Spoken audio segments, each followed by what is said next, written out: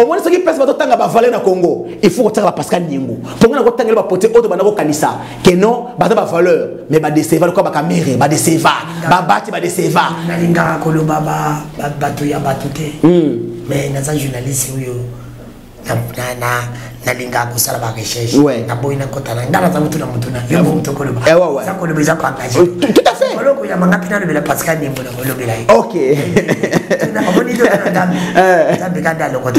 vraiment ndega lota Pascal Nyembo oui mais non on doit être fier non non oui oui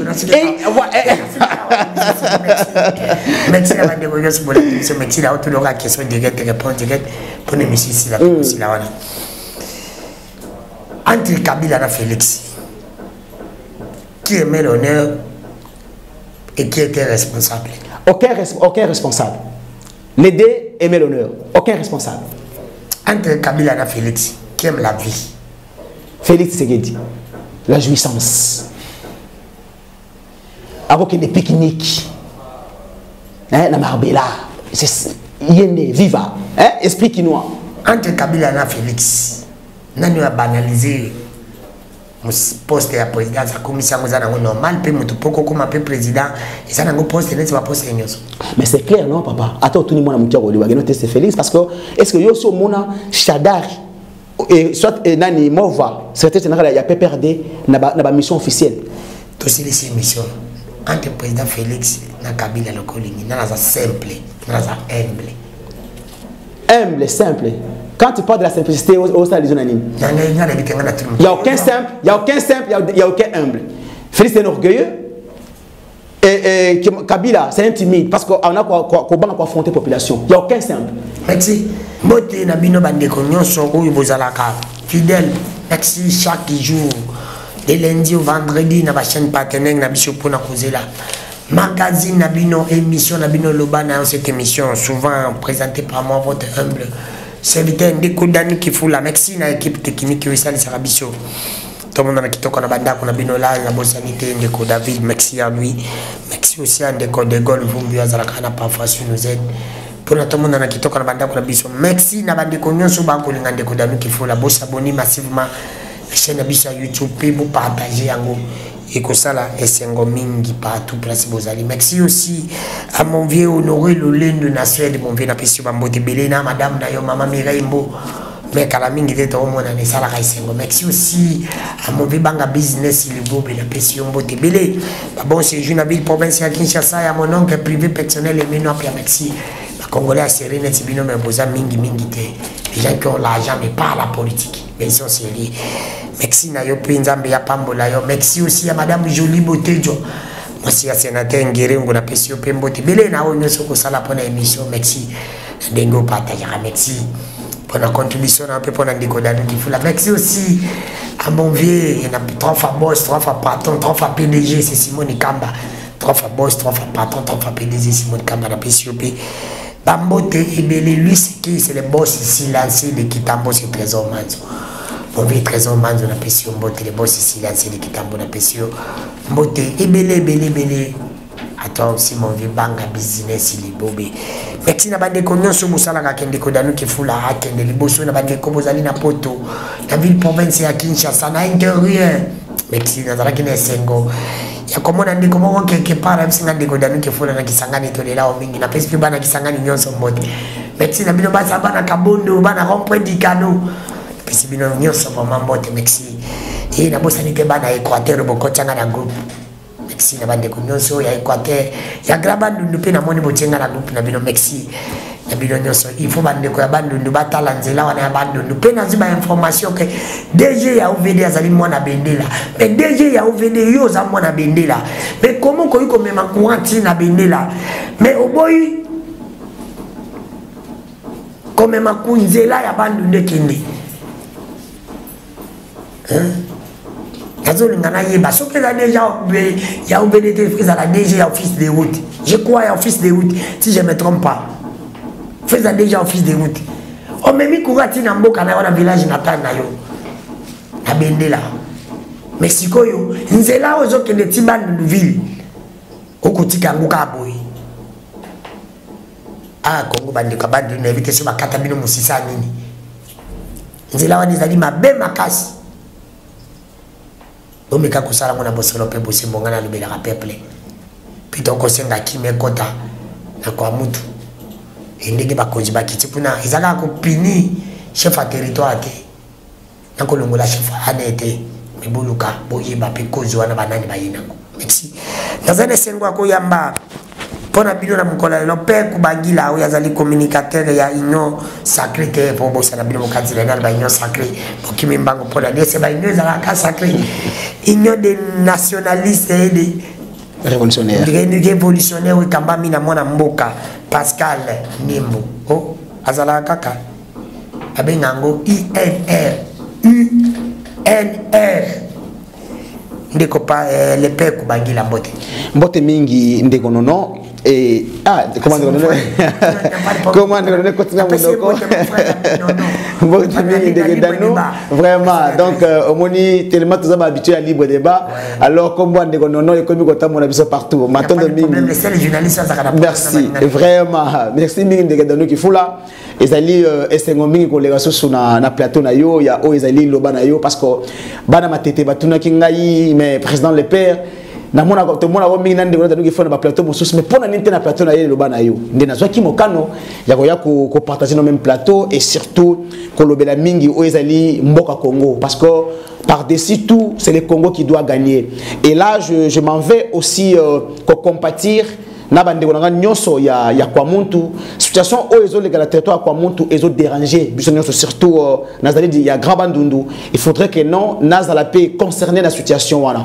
mais balobi ministre kitaki ya selo na pesi mbanu ba itumbi bandi ba pesi chefase ya secteur wana ba pesi balomba ba suspendre pena numéro 1 ya année ndeko dano ezali décision moko ya mabe pour ngai ezali décision ya mabe parce que les vrais problèmes ezali suspension ya administrateur du territoire te moins encore ya redoc ya kwa muntu mais la grande décision devait être pour rétablir la responsabilité de l'État na niveau ya territoire et surtout que koyeba ko sangisa batuana ensemble les peuples teke et les peuples yaka on est obligé de vivre ensemble il faudrait que la cohésion nationale règne dans nos territoires dans nos provinces et ça y a libosoté to mona ki yango na batete là to mona ngoka na kasai alors ba guerre oyo yo kuna ke non ba teke na ba yaka eza malamu te non sona pourquoi parce que il y a quelque sorte il y a le tribalisme qui est prêché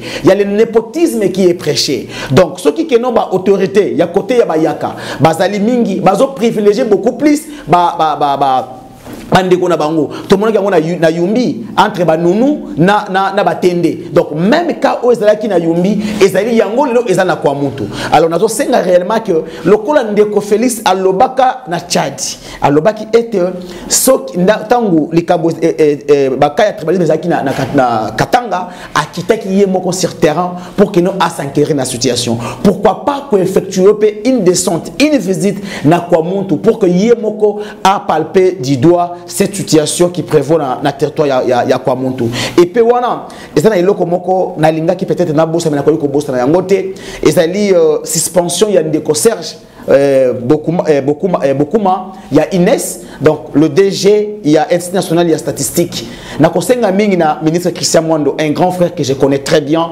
un grand frère oyo azalaka vraiment na ba bon sens ce qui a ko revenir na décision na ye ya ko yeba ko rétablir ko réhabiliter ndeko Serge na Inès pourquoi ndeko Serge na Inès ndeko dano ba congolais ba yebi ete wuta tozala awa Inès ezwa en perte le lenge oyo ndeko Serge a commis à mon niveau ekomilelo c'est vrai que non il y a encore des choses à faire mais au moins même bajan Inès bazali contre suspension il y a ndeko Serge et surtout tokoki ko utiliser ba réseau politique té ba laboratoire obscurité pour na ko suspendre batu o baza ba valeur je sens encore en fait il y a une chose que M. Tshisekedi avait dit l'autre fois il a dit ce qui va dans un sens il y a honneur. Mais ce qui est dans les chefs de Serge Bokouma, non seulement le sens de l'honneur, mais c'est le sens des responsabilités. Donc pour lui, il a pris ses responsabilités en main pour la vraie statistique. Il la population congolaise. Alors comme on a les qui noté azali suspendu pour na ba raison moko ezali non fondé ezali malamu mingité ndé na zwili baku malamu na nzela ya micro na yoko senga na ministre Mwando Simba na koyeba na ko réhabiliter ndeko wana na ba fonctionnaire pour que ayeba na ko koba musala oya bandaki ngana zalaki étonné ko yoka na territoire na ngai ba simanimba bato ines ba kitaki pour na la statistique de la population. Donc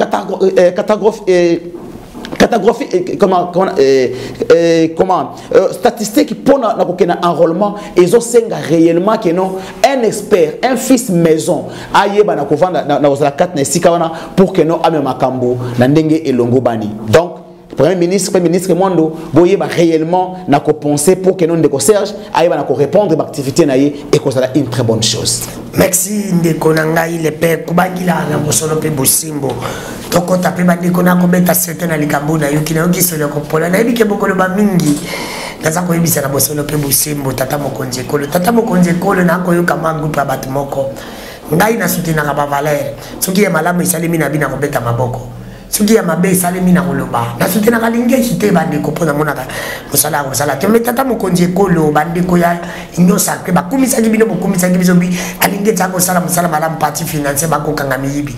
Mais comment voulez-vous bandeko na yo ki groupe moka bat balingi soki ba moni yo te ba ko ndeko mona yo ba lobi tata mokonje kolo changer ba sala remaniement ti apesa bango ba mandateur pour bango et puis ba sengi olongola ba inspecteur ya IGF kuna pona bango batia batu na bango po bazwa mbongo ba idée en élection tata mokonje kolo ba kokosa yo mutako ko peso deuxième année za ka peuple yo de bongisa peuple bongisa de peuple kuna ba kokosa yo mais ba kumisa ga lingeta ba ko sala mfana malamu mais comment ba ko lingaliza zo ba longo na sub inspecteur bani za ka moyen pe ba yiba tata mokonje kolo kolanda bango te bazali bangune ya république yo lo ba le peuple d'abord na inani muto ko tia akoma mandateur na inani bisangai akolinga so bandako na ye a préparer l'électorat na ye akosala pona pepete c'est pour te dire que so tie bango pour préparer mbongo na bango élection neto za biso congolais to faina biso inane le kanonga ya pamba misale kozala te pasi ekosila te tata mokonje kolo non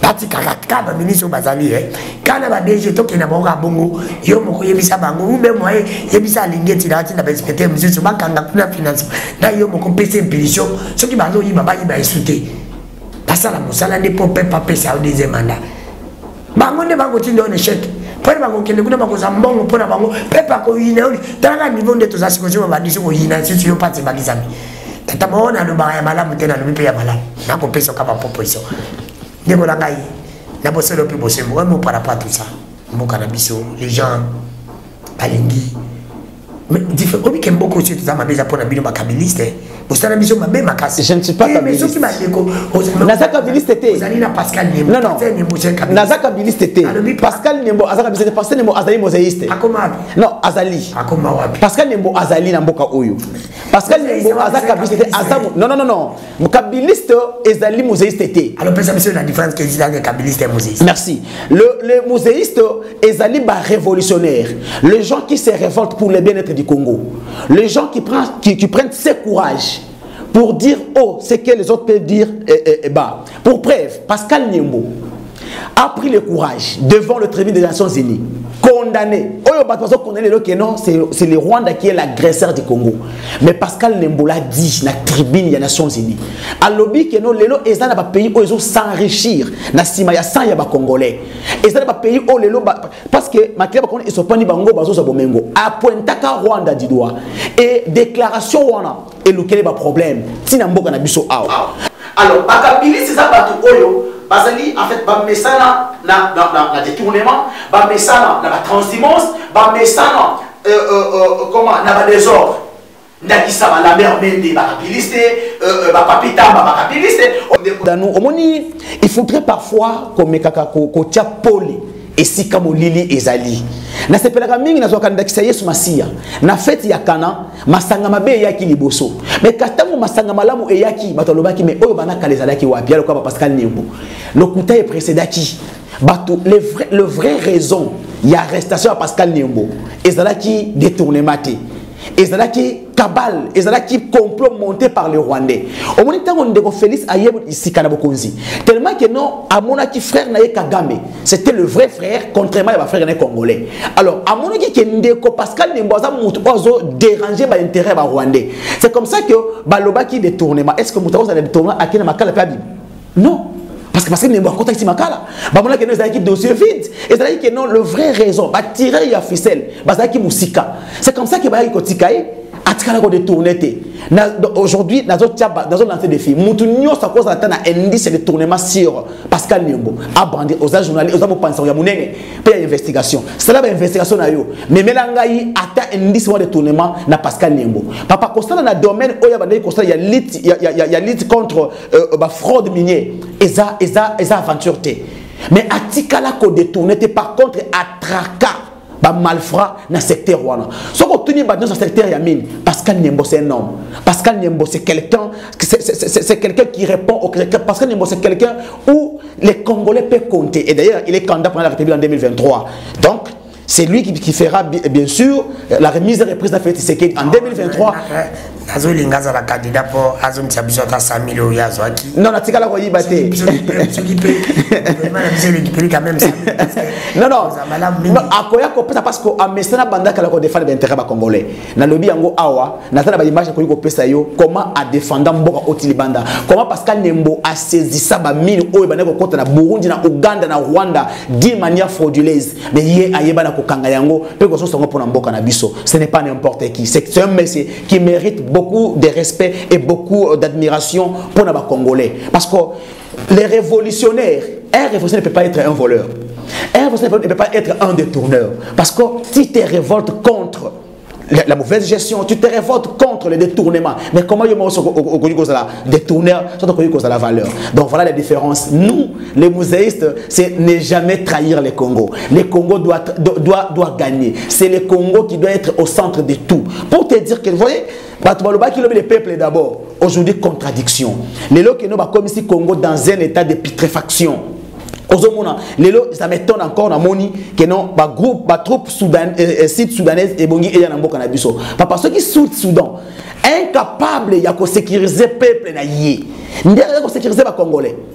Voilà là où le Congo est parti. Le peuple d'abord, il nous avait promis qu'on soit le Congo l'Allemagne d'Afrique. Mais aujourd'hui, Bango Moro va comme l'Allemagne d'Afrique. Na kamwe komona secrétaire général ya parti IDPS na délégation officielle na bobsect il y a président ancien président Yangola. Voilà là où l'IDPS amène le Congo. Voilà là où ceux qui se disent les peuples d'abord. IDPS Kabou, il y a un chômeur, mais t'as la chara automobile naïe. T'as la lélo, vie sur il y a Augustin Kabouya, les peuples d'abord. Et là, au comparé à Batalo Lengewana, na Pascal Nembo. Non, le Congo mérite mieux. Et pour que le Congo retrouve, pour que le Congo redore encore son image, le Congo a besoin de Pascal Nembo à la tête de ce pays. Et en 2023, c'est lui le président de la République. Et c'est lui les chouchous et les choix de tout un peuple. Merci ndeko na ngai na bosolo pe bosimbo ndeko zaliko le bana mituna na biso ndeko tozana des sujets to beta makambo Italie élection en 2023 na makambo Italie guerre le to chomona na esa mboka na biso ko le chiko le kabande ko ba uchiko kufanisi su ti le bonagani zali na maboko ya banguna tozako le bangote na ibaka te situation ya minimbe koma boni bino pe ba politique na biso bolinga ko pesa biso masango te nazo bisa pepe congolais to longa na kichi moko ya kozala neti to benga ngo neti makelele ya mbula congolais za neti mbula moni mbula sozo e ya makasi wa premba mo isile kinango congolais se dossier zali to zala na likolo après na sima na tuni lelo bande ko bebisa ngai minimbe koma na situation nini ti lelo bunagana dengu bino ba politique beaucoup cause biso et mon par rapport à ça.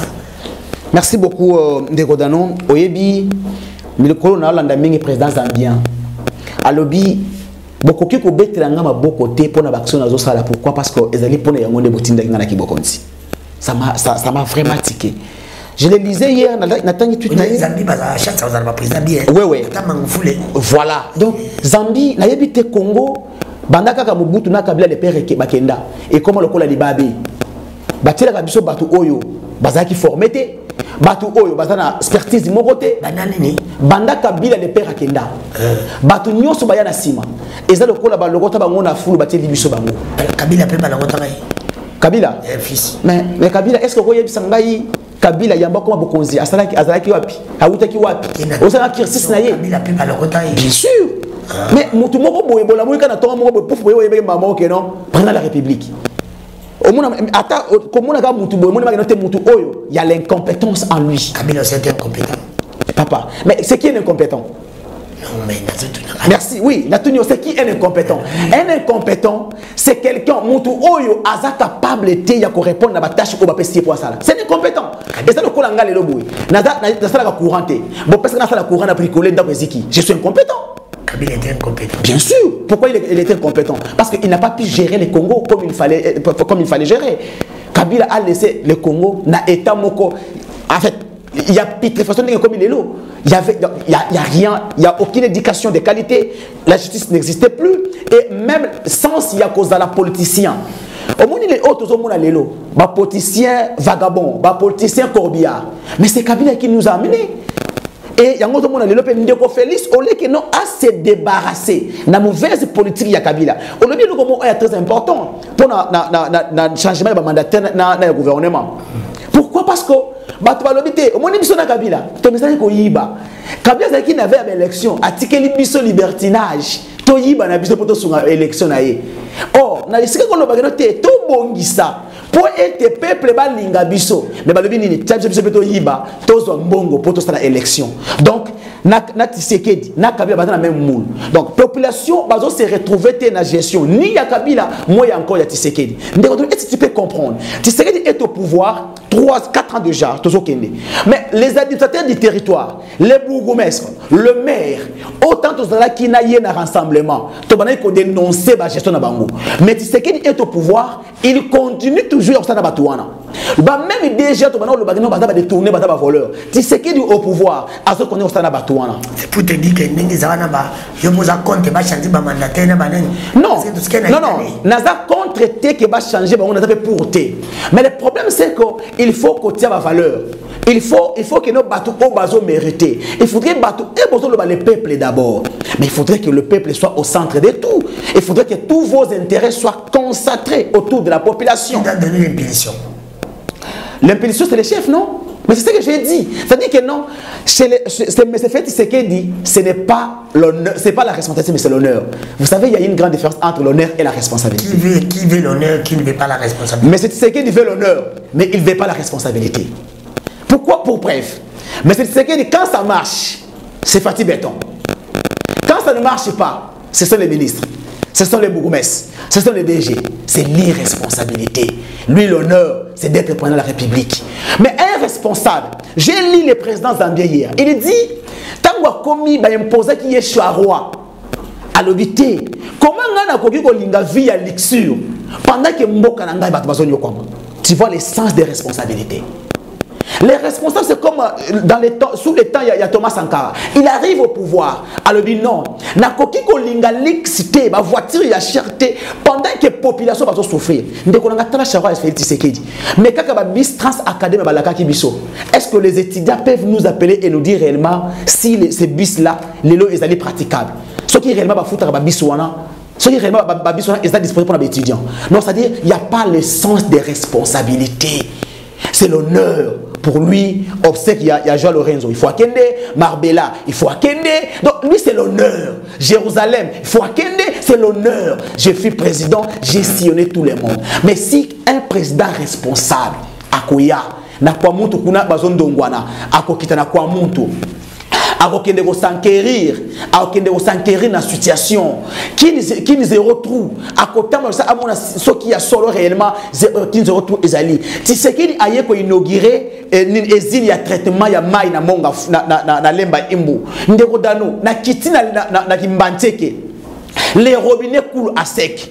Na matina qui sent sous côté à hôpital d'état, les robinets coulent à sec. Na kei na lemba salongo, les robinets coulent à sec.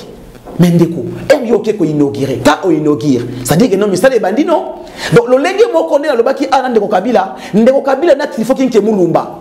bazwa batu a gouvernement baketina backbone ya mwanda balobi bakeko inaugurer au débit ya fibre optique ndeko danu est-ce que pendant lelo ezana congolais akolo bageno azali bénéficier au débit il y a fibre optique. Donc pour dire que non, pour eux c'est l'honneur, ce n'est pas la responsabilité.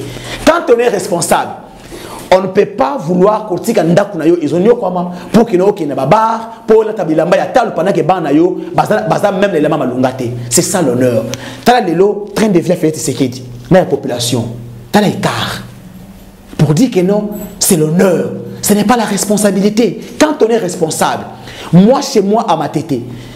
Parfois, na tika kosala o ekozala comme honneur, na boya vie à restaurant. Na boya vie à vivre. Pourquoi? Parce que na des bonhommes ba dinaka na ba mai, je dois faire le mieux pour na kobunza inondation. Na des bonhommes ba courant ezalité. Na matete ba kirage ezo salemate. Alors autant mieux le paix que je peux avoir, na investir pour l'intérêt de la population. Oyemi lelo Kabila na Tshisekedi ba silisi batuguya au la politique. Même biso ba auto la politique comme na ba difficulté.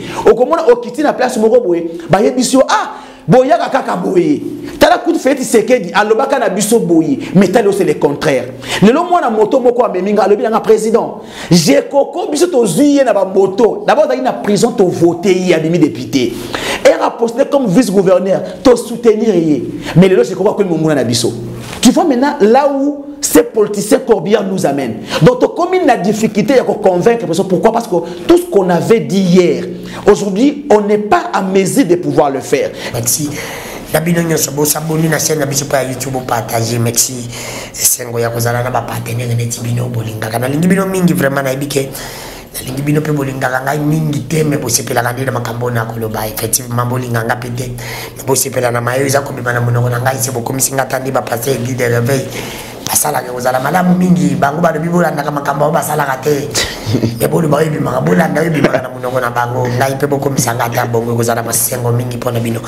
Merci na batu nyonso tata Nzambe sambela ke Kongo za mboka malamu ezo bakonzi ya malamu po modele na komona Kongo ndiza ko kende na ko kasula mabe ya kopola et vous allez malobi yango Kongo za na état ya putréfaction. Merci ndeko na ngai bazo bima likolo ya Kongo yo ka ko ndeko na ngai ba kusuba ko bima ngala beza ina solo c'est comme si peko ko pola te mais ya bida ba di ba kusuba di ko bima Kongo ezali ko pola obe monter par rapport ya makambo italien ya est pour to contre l'élection ndeko solo pe bosembo vraiment qu'est-ce qu'on peut faire maintenant parce qu'il y a 10 minutes qu'est-ce qu'on peut faire maintenant pour na ko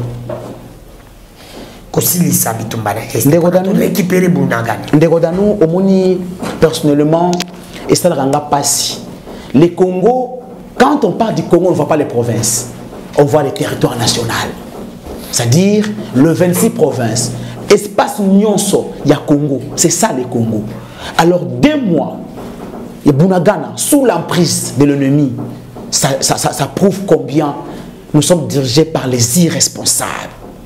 Parce que pendant que, je le dis toujours à chaque fois, tous ceux qui ont rassemblement de Félix, tu as dit que Kabila est pour quelque chose dans la guerre à Est.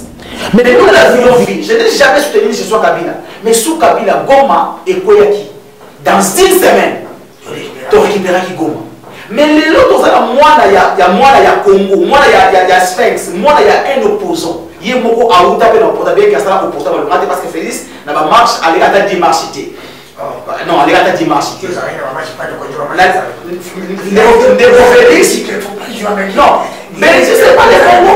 L'opposition a cotisé à Awa de Papa. Il y a gaz, il y a gaz, il y a matraque à Awa. Dans la Belgique, donc ça dit que non, le coutard, ngai ne fait ça quand il s'en a bureau de. Tout le monde coûte un échangeur. Juste comme il a échangé dans Tongo, babi a vol Air Ethiopia accueilli. Donc pour dire que non, il y a des poteaux. Je crois aux autres soutenir dans la marche. Donc il y a un échangeur. Toya wana, Makanga Bisso, Félix a quitté. Alors ça déclaration d'avion. Donc parce que déjà à ça qui déjà la contact na yé na Kabila yé bagdaki no teyo ça no konatenga na zakado na pesa pas nord. Le lo Bunagana rentrée scolaire dans une semaine. Bana wana ba otanga wapi. Félix est à l'aise. Félix préfère akende na Angola pendant que Bunagana va trouver solution té. Non seulement Bunagana, na ADF, na Beni, na Ituri. Tala Soussou, niveau y a irresponsable au sommet de l'État. Le gouverneur militaire, il y a Nord Kivu. Bazon Lukambongo pour nos futa ba militaire, mais ils ont préféré attendre un rond-point. Donc à baptiser, à Koutaki Kombo y a venu Moussoussou. Le gouverneur a tourné la yépé, a yépé inauguré Yango. Voilà là où on a amené le Congo. Sous Tshisekedi. Donc gouverneur, pour naïe, Beni, Bunaga le Beni rien. Pour naïe, Congo Petit Kala, Ngapé Azalaka Pewana. Ndeni ba misusu ngaité. Est-ce que on a battu au bateau de Jemboka Oyo? Est-ce que bateau na pena bazana sens il y a responsabilité de Godano? Non, entre nous soit dit. Pourquoi encourager Bouzoba? Donc pour Ndeko Félix, Bunaga ne lui dit absolument rien. Donc pour l'aïe, il est président du Congo. Mais cher grand frère, na benga yo grand frère, na sengi na yo boy, ozaki Congo mobimba. Zongi c'est la biso Congo mobimba. Toyebi que non au faillir, au échouer na secteur nyonso, na ba plan nyonso. Mais pour la Congo, au côté de mobimba, zongi c'est la biso Bunagana. Ce qui est allé na ba accord, ce qui est allé na ba traité au salaire qui pour na ko céder une partie, il y a seul Congolais. Vraiment ndenge kaka au dénoncer ki ndenge kaka au boyaki au retiraki signature na Genève parce que base à l'obaki. Imaginez-vous une portion de la population va imposer qu'il y a une signature salaki. Mais le lot tout un Congo, tous les Congolais demandent à Félix d'expulser comment il s'appelle l'ambassadeur rwandais, incapable de le faire. Les Congolais réclament Bunagana, incapable de le faire. Silence radio. N'est-ce pas, il est complice. Mon frère, insécurité à Est. Et c'est le cas que nous avons une insécurité. Nous en avons besoin. Mais avec Félix Tshisekedi, on ne peut rien attendre. Est-ce que tout le balelo que tu as une élection Bunagana et que ça la caca dans ma boca baguna? Mais ils ont mon en a papa. Ils ont mon en a. Pour ça l'élection 2023, n'est que ça l'élection 2000. Il y a 2018, il va partir monsieur salarié. Est-ce que même reste on continue? Ne continue qui est notre président Félix Azali Kabila, il y a miniature. Parce que Maïe seulement qui pas Kabila, c'est comme si ça continue à exister. Mais oui, mais Kabila est Tshisekedi, baza mutu moko. Pourquoi Kabila lingaki a la victoire à peuple la personne à Tshisekedi? Parce qu'il savait que ce qui n'a pas na mutu oyo aza digne de diriger Congo. Congo égozoa nouveau départ. Il faudrait qu'on passe na lipasse na ngai, il faudrait qu'on passe na sozi na ngai. C'est pourquoi on a fait Tshisekedi.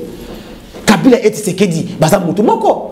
Donc mon gars n'est pas le bagano, Jésus dans le bagano, le père est dans moi et moi je suis dans le père. Donc Tshisekedi est dans Kabila et Kabila est dans Tshisekedi.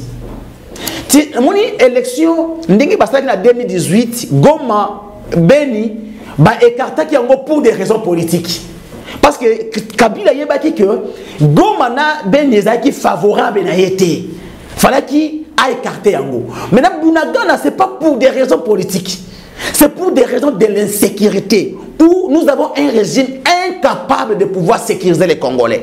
C'est des choses différentes. C'est-à-dire on ne saura pas organiser si jamais jusqu'en 2023 et qu'on sera sous emprise il y a Rwandais M23 et qu'on sera ndenge wana mais et qu'on sera technique pour des raisons politiques na Benezaki un mois après ba organiser mais na Bunagana on ne sait pas à quand. Donc c'est-à-dire to privé bato wana droit na bango droit civique na bango pour la volonté d'un régime qui nous dit matin, midi, soir, ils ont fait 37 ans dans l'opposition. Donc 37 ans étaient pour que ceux qui voyaient le pouvoir, beaucoup on a bien irresponsable. Est-ce que le père Kubangila n'a pas solo pe bosimbo solo comme on a élection, est-ce que l'élection aux années 2023? Ce que l'élection qu'est-ce qu'on peut faire pour nous sauver beaucoup? Ndeko négociation. Ndeko Danou. Je vous donne déjà des perles, je vous donne déjà des pistes de solutions. À l'époque il y a Kabila tokindaka na dialogue parce que basango bandima qui que ça la médiation. Mais aujourd'hui c'est comme si basango ba ko boya, pe ba politique ba ko boya. Kabila refuse, fallait le refuse alors on va dialoguer avec. Ndeko Danou. D'abord il faut que l'ongola hypothèse de dialogue. L'organisation des élections, c'est une obligation constitutionnelle. Mais il y a des gens qui meurent. Non. Budget, il y a armé, le budget d'élection, c'est des budgets différents, mon frère. La Constitution nous dit, dans chaque budget annuel, il y a une somme pour l'organisation de l'élection. Comment on peut conditionner les élections à la sécurité? Et d'ailleurs, celui qui est censé sécuriser les Congolais est incapable de pouvoir le faire. Est-ce que pouvons-nous nous laisser encore pour sécuriser au camp? Au Congo, lobby que non, puis le Natal n'a ekei. Au Congo, lobby que ça ekei. Et qu'est-ce qu'on va dire? Que non, comme le territoire est en train de partir, qu'on reste comme ça? Non. On ne change pas l'équipe qui gagne, mais l'équipe qui perd doit être changée. Félix doit nous organiser les élections en 2023, qu'ils le veulent ou pas. D'ailleurs, ce n'est pas de son vouloir. C'est une obligation constitutionnelle. Il doit le faire. S'il ne le fait pas, Tshisekedi sera le pire que Kabila. Et Tshisekedi va subir, soit retirer les choses la plus pire que les Kabila. Pourquoi? Tshisekedi, ce n'est pas quelqu'un à qui on peut faire confiance. Il a décidé la Mouka en Genève, en retirant la signature. Il a décidé Kabila, en rejetant l'accord FCC Cash. Il a décidé Kamere. C'est vrai que Kamere aussi n'est pas un modèle, mais au moins il a décidé. Il a décidé Kabound. Il a décidé le peuple. Papa, il y a eu ça dans Sikoyo. Moutounini, pena Congolais nini. On a la faculté mentale nyonso. À quoi ça confesse pas Félix? Non. Parce que il est abeta ba Mosinzo. Il y a des autres bega qui Congo mabalo kantangu. Donc il peut changer à tout moment et à n'importe comment. Et pour ça, les dialogues, pour quelle finalité? Les seuls dialogues, c'est avec les peuples, au travers les urnes, qui nous organisent les élections, les vraies élections en 2023, et qu'il y ait un passage pacifique entre Félix Tshisekedi et Pascal Niembo Yumba, pour que nos Congo aient un bon départ. Pascal Niemba, vous êtes candidat, mais Papa Boutika Babantiko, Patanga Bino nous allons partir mon malette. Bano ba député te bité bana combien de députés boulot Bano Pascal Nimono va voter non député Ndeko Dano lui-même d'abord. Qu'est-ce que tu appelles parti Balette? Et si quoi ba voter été? Non, qu'est-ce que tu appelles parti Balette? Tu as qui déjà voté Tiamata. Pascal ba tikala ko voter. Non, qu'est-ce que tu appelles parti Balette? Même Bourgmestre va tikala voter. Non. Moi comme président. Est-ce que Okoye Bisangai nazo député le kola Ngoïka Sanji comme Azala nommé 3 fois, tu penses que non, c'est là sera présenté Azala candidat comme président de la République va voter? Non. D'abord, aucun parti au Congo, à lui seul, a comme président de la République. N'est-ce pas vrai? Ce n'est pas le militant du parti qui vote, c'est la population, c'est le peuple congolais qui vote. Et on doit voter quelqu'un sur base d'un programme. Tu t'imagines que nos fils dirigent des pays il y a cela 4 ans sans aucun programme? Et tu peux me dire le programme de Félix Tshisekedi? On te dira, le peuple d'abord. Ah, le peuple d'abord, c'est un programme. Voyez-moi. Et dis-moi que non, c'est la personne qu'on doit voter. Non, soyons sérieux, s'il vous plaît. Pascal Niembo, c'est les Congolais. Bah, eux, bah, vous voter. 1 heure, c'est un parti le mieux implanté. Et bientôt, non, nous sommes sur terrain. Mais vous allez encore voir des actions de grande envergure sur terrain. Et Pascal Niembo va gagner les élections en 2023. C'est lui le président de la République en 2023. Et ça sera un décollage pour le Congo. Merci Ndeko Nangai, ça sera un décollage pour le Congo. Partout là, Ndeko Dano qui fout là. Les seuls et l'unique qui aime dire la vérité dans le barreau. Journaliste, allez dans le matin, à le barreau, Bosono, puis Bosimbo. Carabine dans le barreau, comme ça, les plus amplis. Dans l'émission de Bissolo Banabo, comme ça appelle les plus appelés dans des coups. Dans nous qui font la Mexique, l'équipe technique, ils ont la Kiwana. Donc, boss, on a pas de Mexique aussi, on a des cognos. Vous avez mis qui la pote, vous avez comme la Bissolo, Tata Mokonji, Kolo, Kolanda, Bandekwana, Tebako, ça, le cas, il n'est pas peuplé. Bon, il s'est dépeuplé. Le bélage, il faut une prison, le cas, bon, dit Maraye. À la bonne ramsala, Tebino, bon, dit Maraye. Bon, il s'est dit, inspecteur. Basala musala bakanga bamibi wana luka ba balimba yiba bakanga bango basala ndina tere balonda bilanga babongisa banzela basilisa biso ba délestage poto pesa au deuxième mandat soki basala yango te lokuta ata bazibo kabila zongi nyonso mechana na qualité ata batema million kokata te mbongo ni comme ça comme président po yokoma ki wana zaki na mbongo pété zala kandi pepe de mta comme ça na bosolo pe bosimbo ngana lobaka na kopesa au conseil après de réaliser mais bien que ça nous conseille la biso nyonso ata ba va voter kiote parce que ba connait biso yo quand pe conseil na biso basusu na bosolo pe bosimbo ngana lobaka so bonki na kokomisa yo ah ndena ko loba ba ko loba na ebike bongo loba ngasi malamu selemi na kobeta maboko sala malamu to komisa yo yango ndeko alobi soki malamu to lobi beton soki mabe te na mabina malamu to lia te za lelo yo pasa Congo yo pesa solution merci nanga inde ko to komina suka nini unabosa ni kotuna ulinga koloba olobite nini obosa ni kotuna ngai oyo tuna kite et ezali likambo oyo bakosaki ba congolais était courant Félix atie courant na Guadeloupe ezali le kuta monene barrage wana ezali bandaka la Mobutu kutu atikaka yango eza barrage entre biso na Centrafrique. Donc na mituna ki nanu parce que inga oyo linga ke l'Équateur yango eleka na bandundoville. Mais na courant oyo barrage nini ya sikande ofesa tongi na Guadeloupe pour que pesa courant. Omoni ndeko bemba mutu mususi ya honneur yango wana mutu ya lokuta. Donc mutu moko boye pona ye mbongo. Omoni alingaki mbongo yango omoni na 2018 na 2011 tango ndeko on est dans plein kuna non plein te papa est-ce bala sa vidéo mobimba bazui extrait ba photo omoni place ali bazui extrait est-ce que yo so mona bemba na ba Congo non non so mona bemba na ba Congo so mona bemba na Kwilu so mona bemba na Kasai papa Fayulu ake ba province nyonso yo so mona bemba na province mosusu akenda kaka na espace wana pourquoi ezali ba marche à momeno ayeko kosa bato awakeno banda d'abord eza cause de la sunni so qui ne va pas encore le baquet banda et côté d'aller côté mal mon courant donc un ancien vice-président de la République oh donc à la qui si incompétence et irresponsabilité na yé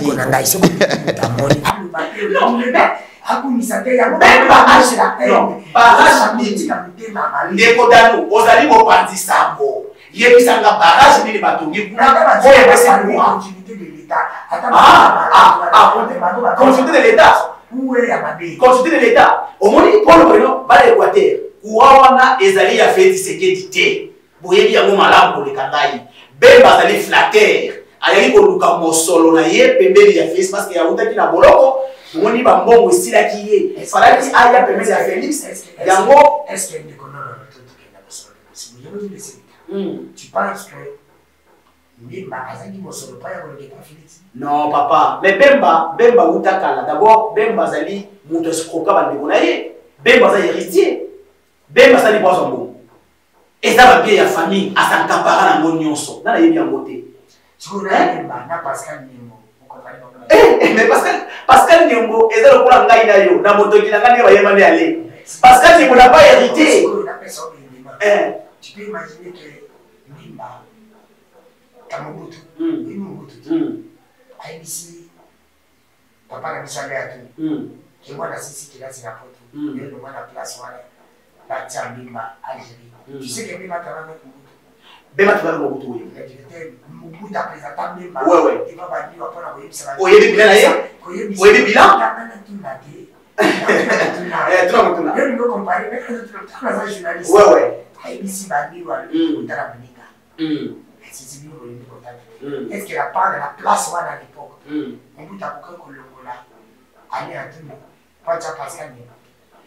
Pascal Nyembo, c'est une valeur. Face à Bemba et Pascal Nyembo, à tout le monde a évoqué à Pascal Nyembo. Pourquoi? La question d'exemple. On a 2006. Bemba, c'est l'ennemi des Congolais. Papa était Tshisekedi vivant. Le 30 juin 2005. Bemba, sécurité, c'est la responsabilité de la YT. Et il y a de l'économie. Mais elle dit papa, maman. Ce qu'on lui met à la faute. Pour dire que Bemba, face à ses intérêts, il est prêt à tout. Dans 2011, papa, s'il vous plaît, dans 2011, papa est dans l'élection. Njoli a bloqué les résultats. Avec des mais yo, au moins le bon. Bazumbo, Mokanyaka. Bemba, pour la bon, on n'est pas le baguette, non? Il y a ça, il a un bon. Ce qui est un bon. Donc, Bemba, un bon. Ce souci, vous avez la même faire le baguette.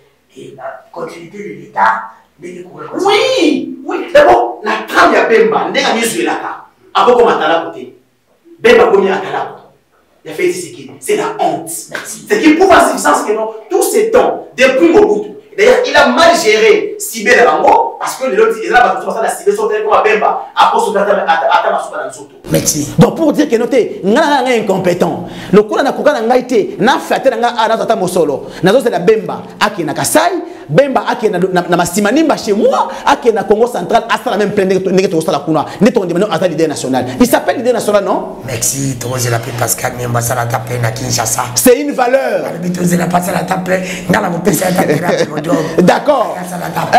Niembo c'est une valeur. Au moins ce qui passe votre temps à valeur na Congo. Il faut retirer la Pascal Niembo. Pour que vous va porter autre bana kanisa. Que non, ba valeur, mais ba décevoir quoi ba caméra, ba décevoir, ba bati ba décevoir. Na linga ko lo baba bato ya batute.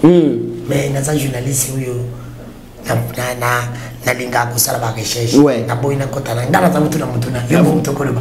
Za ko lo beza ko engagé. Tout à fait. Ko ya manga pina le Pascal Niembo na lo bela. OK. Vraiment. Ndega longtemps Pascal Niembo. Oui, mais non, on doit être fier. Non, non, oui, oui.